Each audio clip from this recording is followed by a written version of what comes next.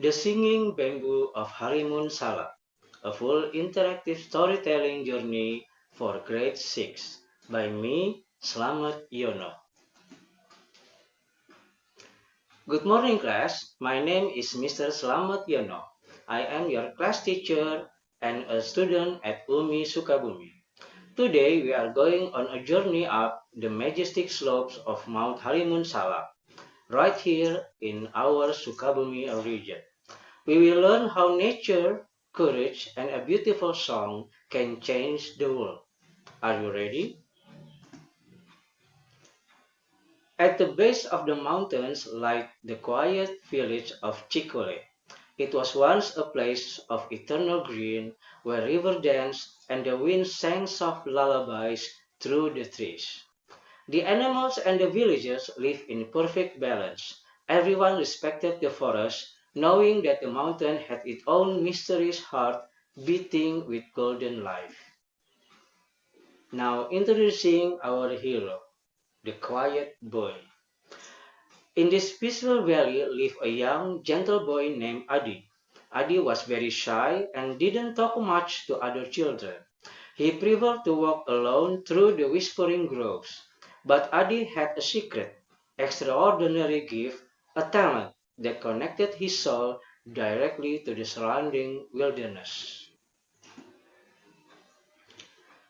Adi carried a simple suling or traditional bamboo flute wherever he went. Whenever he played his flute, his pure melody echoed across the slopes, bringing deep peace to everyone.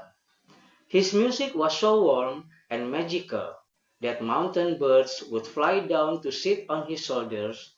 Even the shy deer would emerge from the dense bushes to listen in harmony. At the highest peak of Mount Harimun Salak grew the legendary Golden Bamboo Grove. It sat its silence, gleaming with starlight, keeping the entire forest alive with its soft, unseen resonance. The power of the golden bamboo has three powers. First, ecosystem core. The golden bamboo acts as the spiritual heart of Sukabumi's nature, maintaining the flow of fresh rivers. 2. Pure energy. It absorbs the morning sunbeams and nightly starlight, radiating positive energy across the village. 3. Natural guardian. It protected the region from dry spells and dark forces, keeping Chicole safe and fertile for generations. One stormy midnight, a giant greedy shadow crept up the mountain. Driven by selfish greed, the shadow cut down the sacred golden bamboo. Instantly, the protective light vanished. A heavy, suffocating, purple fog rolled over the hills, plunging the world into quiet darkness. Without the golden bamboo, the trees began to lose their vibrant green. The leaves withered in gray ash, the crops turned down, and a cold silence choked the valley. The happy birds lost their voices and flew away. The mountain springs stopped flowing, leaving dry, cracked clay where clear waters once rushed. The first tragic change that we can see before the curse, mountain river flowing cool and crystal clear, vegetation bright green, lush and growing, the forest music, creeping birds, rustling golden leaf. Under the curse, the mountain rivers has become dry, muddy, and completely silent. Vegetation dry, gray, and withering away, and the forest music has become dead silence and cold, eerie winds. When the golden bamboo is severe, a child with an honest heart must climb the dark peak. Only a selfless melody can heal the severe roots of the mountain, said the prophecy of hope from ancient scroll of Mountain Salak. The villagers sat in panic, crying for help. Adi looked at his silent, dying village. He held his bamboo flute close to his chest and made a courageous choice. Even though Adi was small and very afraid of the dark, he packed some water, took his suling, and began his long, dangerous ascent into the mountain vault. As Adi entered the deep jungle, the dense, magical fog tried to blind him. He could not see his own hands. Adi didn't panic. He closed his eyes and played a soft note on his flute. By listening to the echo from the trees, he safely navigated through the wise maze. On the second night, a piercing wind swept down the rocky cliffside. It tried to blow Adi off the narrow trail, freezing his fingers and shaking his resolve. Adi held his breath, pressed his back against the cold mountain stones, and whispered a song of courage into his flute. The sweet melody warmed his heart, keeping him moving. Near the top, a giant black panther stepped out of the shadows. Its eyes glowed, and it let out a terrifying roar, blocking the path. Instead of running, Adi gently raised his flute.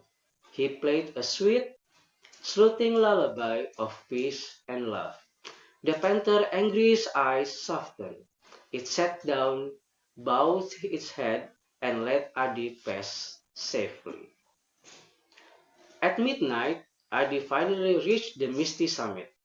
Back in pale starlight stood the gray, cold stump of the golden bamboo. It lay lifeless, waiting for a heart pure enough to wake it from the curse. Adi closed his eyes and began to play. He poured all his love, his sweet memories of the green forest, and his hope for Chicole into his flute. The melody was so pure that it began to glow. Small sparks of golden light drift from the bamboo flute, landing on the cold stump. And finally, the forest reborn. The golden bamboo immediately sprouted new luminous leaves. It began to sing along in the wind. The thick purple mist melted away into a beautiful golden morning. Cold, pure river rushed back to life. Hundreds of colorful birds flew back into the sky, filling the valley of Chicole with songs of joy. Adi returned to his village as a true hero. The green pastures has returned, and the fields were filled with food once again. The village elder smiled. Adi didn't need to speak loudly to make a difference. His quiet, pure heart has saved their entire world. Now, children, the new English vocabulary we can learn from this story is suling, meaning alat musik tiup bambu. Wither or layu, meaning menjadi kering, layu, dan mati untuk tumbuhan. Courage atau keberanian, meaning kekuatan moral untuk melawan rasa takut. Summit atau puncak, meaning titik tertinggi dari sebuah gunung atau bukit. The core message of this story: true courage is not about being the loudest in the room. It is about having a pure heart and using your unique gift to protect and heal the world around you. Mr. Slamet Yono, RPL PGSD, Umi.